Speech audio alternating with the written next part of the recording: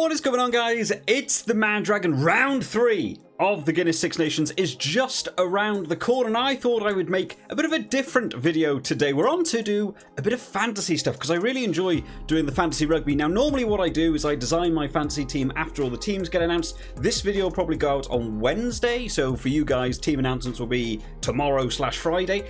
I'm probably not going to have enough time between the final team announcement and kickoff of the first game on Saturday to get a video out showing off my team. So what I thought is I'll do a bit of a different video.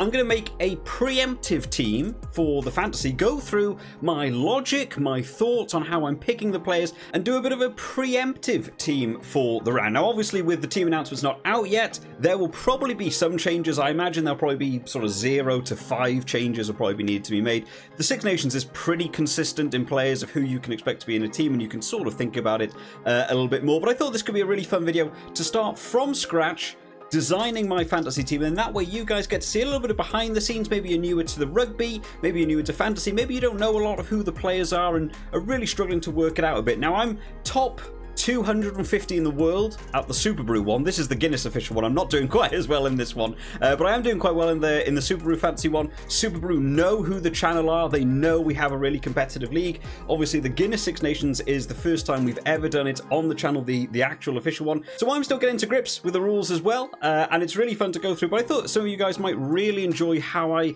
go about the process of making a team. So this one's going to be a little bit longer. We're basically going to just get rid of our entire team. We're going to sack off the whole team that I had from the end of round 2 because they didn't score me very well, and we're going to build the team preemptively for round 3. And obviously I'll probably make some changes when the official teams come out, but I'll probably draw that down in the comment section on sort of Friday evening or something to let you know if I have changed anyone. There's a chance I don't change anyone and I get all my picks bang on. So let's start out and we'll talk about how we're going to build the team, why I'm picking those players, and probably for a lot of the positions it's probably not even going to be a case of picking the player. It's going to be about the position that I want covered, and it's going to be whichever player is there. So let's say, for example, you wanted someone like Ramos as your fullback.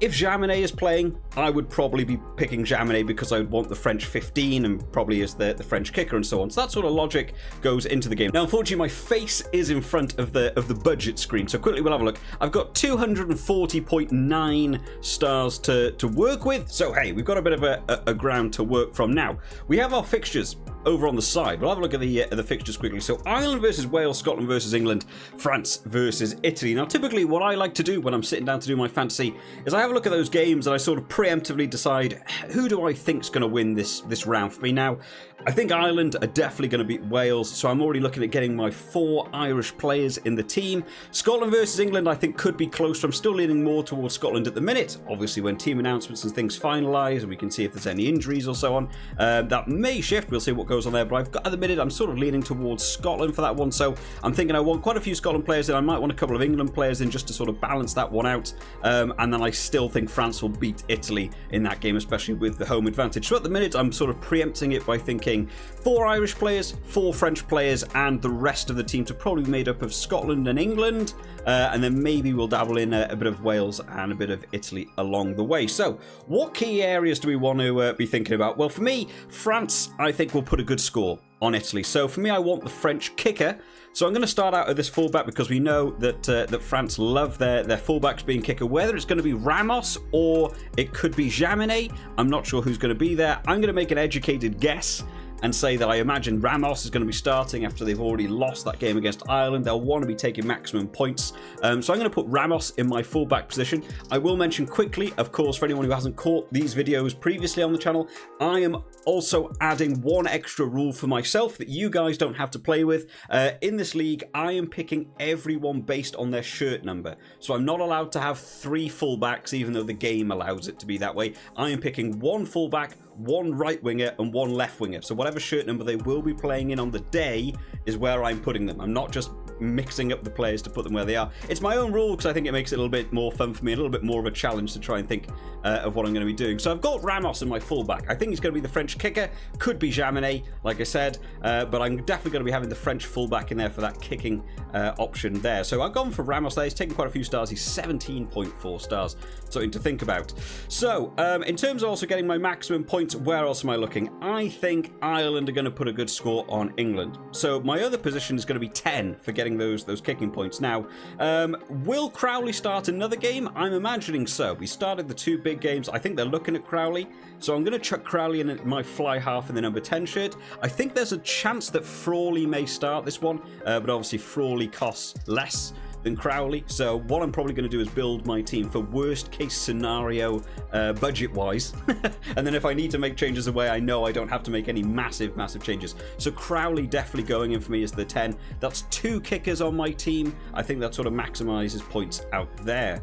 Someone that I think has done well in terms of the front row, has done consistently, Dan Sheehan for Ireland. So that's going to be my second Irish pick, even though I was just talking about France. Welcome to how my brain works logic-wise. I think that could also go to the French hooker. I imagine Malvaca will be starting that one, who does cost less than Dan Sheehan. The Wales defensive line-out and defensive ball has actually been one of the only areas I've been particularly impressed by in the Wales set piece. So there might be less likely that Dan Sheehan gets over for a try in that game. But it's Dan Sheehan. I just always think he will. And the French driving ball hasn't blown me away to pick Malvaca there. So I'm definitely going to go for Dan Sheehan there. In terms of the rest of my French players, because this is something I want to sort out, they're going up against Italy, as we can see in the section. Now, an area of concern for Italy for me is Italy's right-hand wing. We saw James Lowe having a field day last week. I thought, considering it's James Lowe, Italy would want to lock that wing down as best they could and maybe leave Calvin Nash a bit more room. They didn't. Even when you've got someone like James Lowe, they don't seem to lock that down. So I cannot imagine they're going to find a fix for that this week. Maybe they'll move Caputo back out to the wing and Tommaso Alan will move back to fullback. That might give them a bit of a boost there. But I don't really have a lot of faith in the Italian right wing. So with that in mind, I want the left winger from France, and that's who I'm going to be wanting on my left wing. Now, I imagine that's going to be Biel Biarri. I'm not going to be able to find him, which means I'm going to have to type his name, and apologies to all my French subscribers for spelling. I think it's Biel. There he is. So yeah, that's not too bad.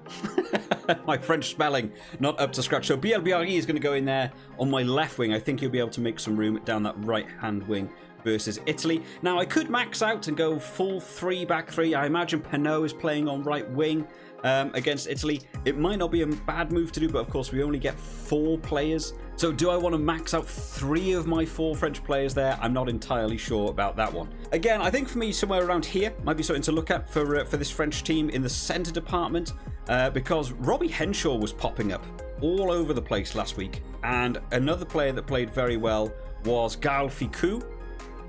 So I think that could be an option. We could also be looking at someone like Jonathan Darnty.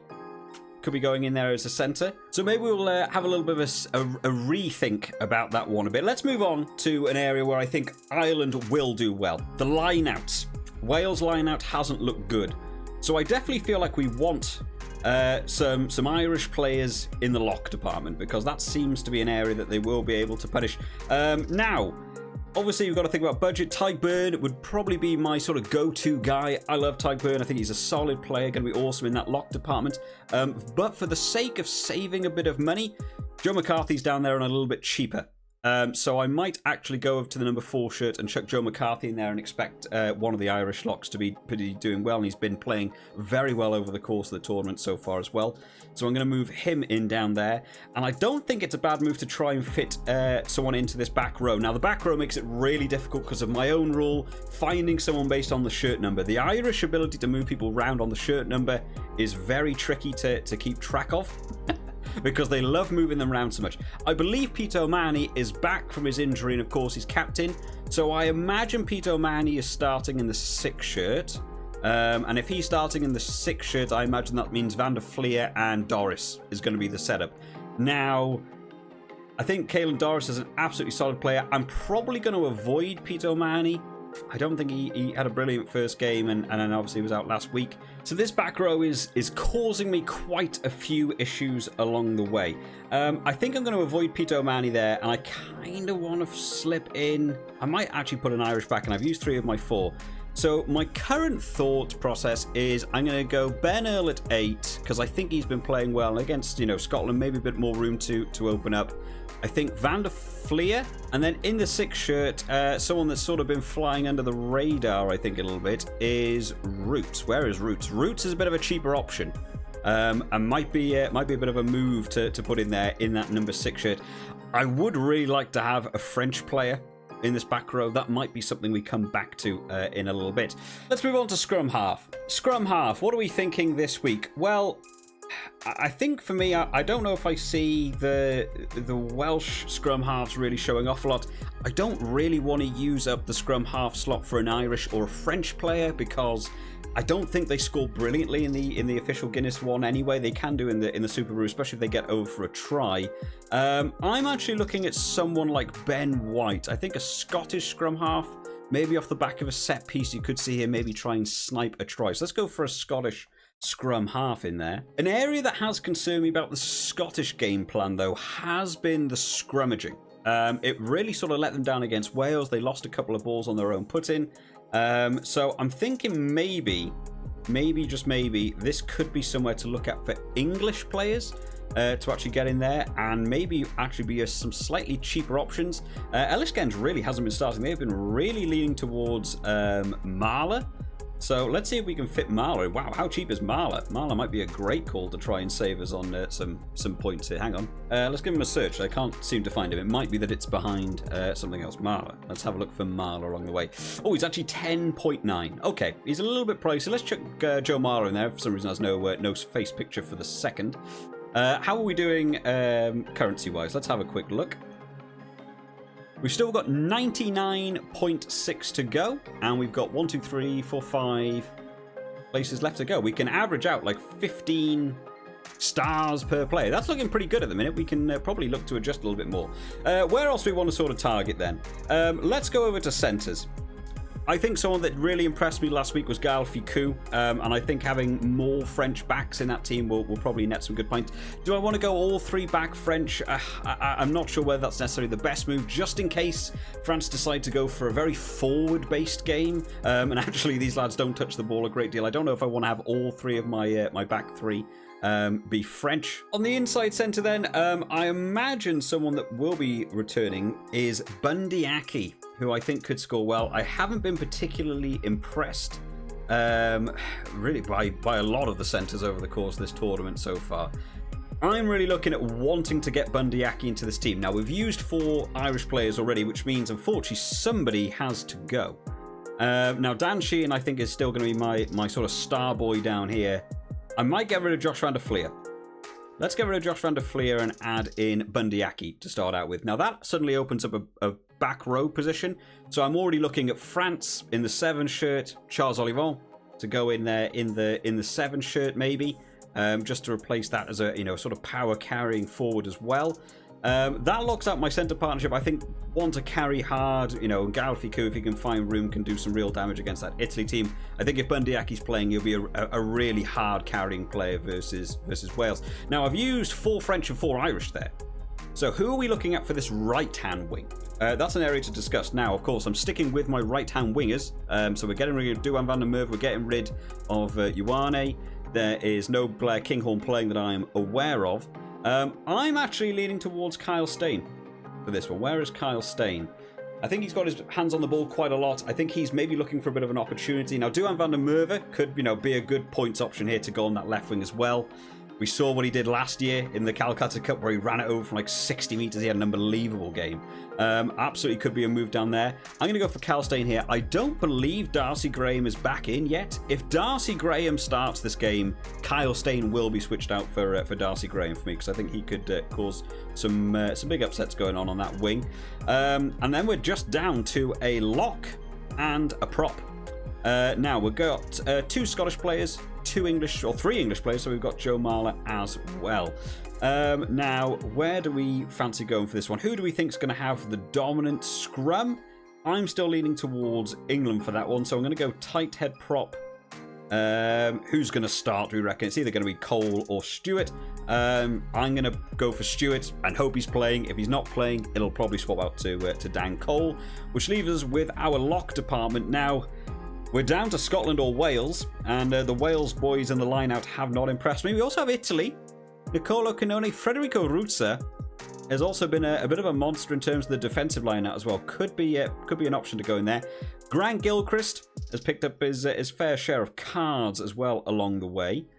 There's some tough options to have a look at here. I really don't think leaning towards the Wales angle is going to work out for me, especially when I'm backing that Irish, you know, line-out situation. I'm going to go for Grant Gilchrist in the number 5 shirt. Again, probably best to wait till the team announcement to know who is going to actually fill in that 5 shirt. That will swap out to whoever's playing 5 in the Scotland jersey, but for now we'll leave that as Grant Gilchrist.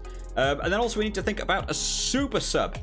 Who is going to come on and change the game entirely? Now, this makes this one very hard because obviously I have no idea who's about to come on and completely change this game until the team gets announced. So we've got 4 English players, we've got 4 Irish players and 4 French. So we could have a Scottish player here, we could have an Italian player, or we could have a Welsh player coming on from the bench. Who do we think is going to cause a bit of havoc coming on from the bench? Now, what I'm actually thinking for this, I'm thinking I want to have a Scottish super sub. I would preferably like a Scottish back. Someone who maybe when the game's getting a little bit tired, everyone's a little bit fatigued, they're going to come on. I've just gone to have a quick look around what's going on in terms of the news. And Blair Kinghorn is back in the team. Now, would he start straight into this game? Probably not. I feel like the Kyle Rowe and Finn Russell have been locking down 10 and 15 between them. I can't imagine Blair Kinghorn starting this game, but certainly coming on from the bench is someone I think could bring in. I've also just read that Darcy Graham is like out. Darcy Graham is not coming in, so I'm definitely going to be leaving this as Kyle Stain, and I think my super sub, but until it can be confirmed he's not playing and ruin this completely, I think it's going to go to Blair Kinghorn. Blair Kinghorn is going to come on as my super sub. In terms of our currency, how have we done? We've still got 13.8. We've done pretty well in terms of our budget. My captaincy, I'm going to be leading towards BLBRE.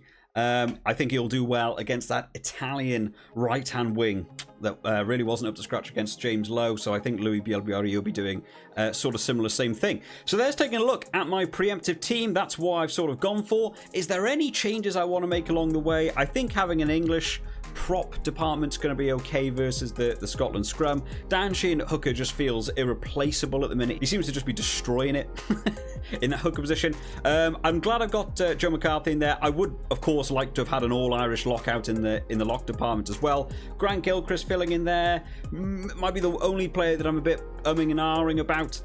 My back row, again, it would be nice to have, you know, a Caelan Doris. It would be nice to have a Greg Aldreet in there. But, you know, Ben Hill going in against Scotland, that number 8, I can feel he might open up that room a little bit more.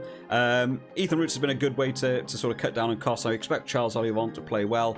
Halfback partnership, Crowley, as you know, a kicking option for Ireland, I think will be good towards post. That could well be Frawley. We could see that switch by the time the team announcements get out. Ben White, I'm expecting to do as well as any other scrum half across the round, really. You know, if a scrum half gets one try, that really puts them above any other. If there's one lad I can see maybe being able to sneak over for a try, could be Ben White.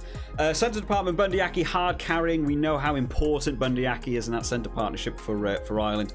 Going up against Wales, who sometimes crumble a little bit against that, just that consistent pressure of just direct running. I think Bundyaki could cause some nuisance. Gael Ficou, again, open game versus Italy. I can see him having a bit of a field day if that defence doesn't hold up. Some other options here. I haven't been blown away by the England centre partnership, to be fair. Wales as well haven't really blown me away. Brex, I think, has been playing very well in that 13 shirt. I just don't see him outperforming Gael Ficou in the same game as it's going on. And then in that right-hand wing, Kyle Stain holding it out for me there. BLBRE on that left wing, I expect to do well against the Italian right-hand wing. Made him captain. And then finally, as my fullback position, Ramos going in there. You could also go for Keenan, but I think Keenan is out for this game with his injury. I think they ruled him out of the Wales game anyway. And maybe you could look at, you know, a Scottish fullback. Maybe you could look at an English fullback. So if Freddie Stewart's playing, could have a lot of action with the ball in hand. I'm thinking more about goal kicking, extra bonus points coming in for my fullback there. So that's why I've gone for Ramos. But obviously, team announcement comes, could well be Jaminet along the way as well. So there we have it, guys. That is going to be my team. There's my captain and my super sub coming on. And of course, the super sub might change depending on when that team announcement comes out. But hopefully you've all enjoyed this one today. Very different type of video, going over my logic, building the fantasy team from scratch, how I've come to these thoughts. Drop down in the comment section who you would change based on who you're expecting to get into the team. Obviously, I'm aware the team announcement may cause this to change a little bit. I'll probably drop down in the comment section on Friday evening or Saturday any changes that I've made along the way, because it's much quicker just to write it all in the comments. So if you want to see my updated team, come back to this video. It's on Friday evening or Saturday morning, and that way you can check out my changes to this team for the official Guinness Six Nations one. Obviously, we've got the Super Brew going on alongside as well. I won't even begin to look at that until we have the team announcements out. I'll be doing all that in the background as well. Best of luck to everyone for the fantasy for round 3, and let's hope for some more awesome rugby on the weekend, guys. Previews and stuff will, of course, be coming out over the course of the rest of the week as well. I'll see you all next time, guys. Bye-bye.